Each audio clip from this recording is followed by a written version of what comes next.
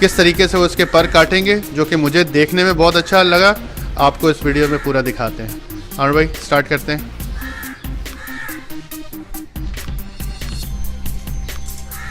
अच्छा जी, सबसे पहले तो कपड़ा डाल लिया, क्योंकि ये एक ऐसा काम है इसमें बर्ड काफ़ी परेशान हो जाता है, तो ज़रूरी है कि आप उसको जो है पहली कली छोड़ देंगे हम। पहली कली छोड़ देंगे, ठीक है। ठीक है ना। अब हम इसको यहाँ से रखेंगे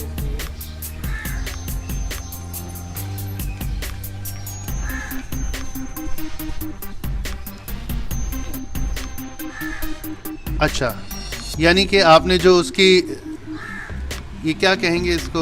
जी, विंग्स क्रॉपिंग हो रही है इसकी। नहीं, जो इसका वो आ रहा है, ये इसको क्या कहेंगे?